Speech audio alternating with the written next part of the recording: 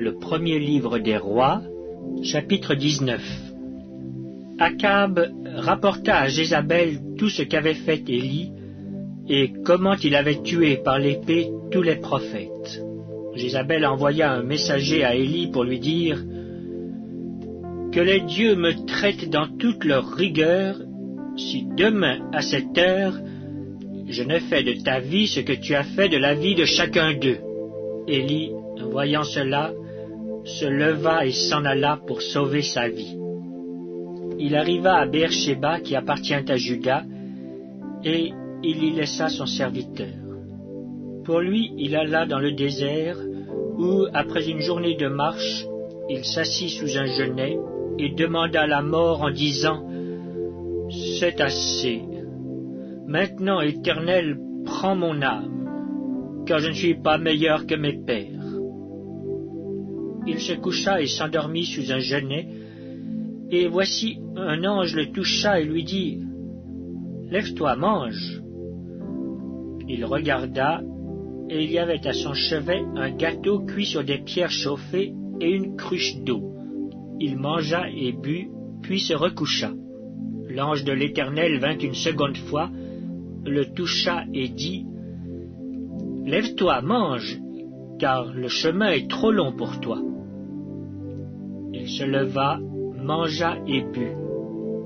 Et avec la force que lui donna cette nourriture, il marcha 40 jours et 40 nuits jusqu'à la montagne de Dieu à Horeb.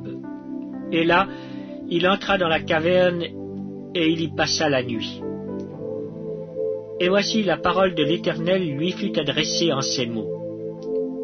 « Que fais-tu ici, Élie » Il répondit, « Je déployais mon zèle pour l'Éternel, le Dieu des armées, car les enfants d'Israël ont abandonné ton alliance, ils ont renversé tes autels, et ils ont tué par l'épée tes prophètes.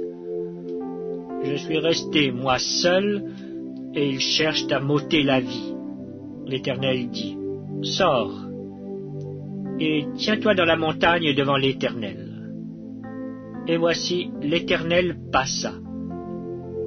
Et devant l'Éternel, il y eut un vent fort et violent qui déchirait les montagnes et brisait les rochers.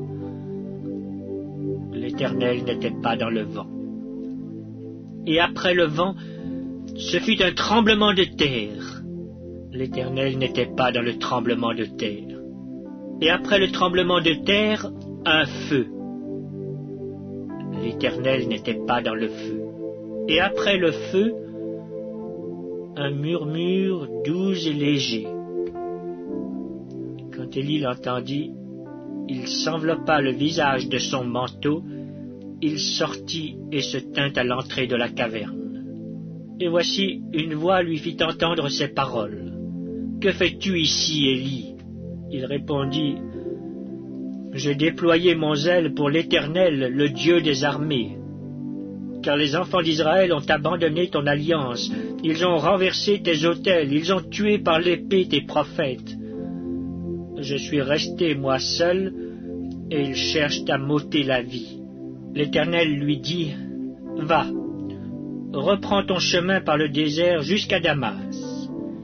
Et quand tu seras arrivé, tu oindras Hazaël pour roi de Syrie. Tu oindras aussi Jéhu, fils de Nimshi, pour roi d'Israël. Et tu oindras Élisée, fils de Shaphat, d'Abel-Méhola, pour prophète à ta place. Et il arrivera que celui qui échappera à l'épée de Hazaël, Jéhu le fera mourir. Et celui qui échappera à l'épée de Jéhu, Élisée le fera mourir. Mais je laisserai en Israël 7000 hommes, tous ceux qui n'ont point fléchi les genoux devant Baal, et dont la bouche ne l'a point baisé. » Élie partit de là, et il trouva Élisée, fils de Shaphat, qui labourait.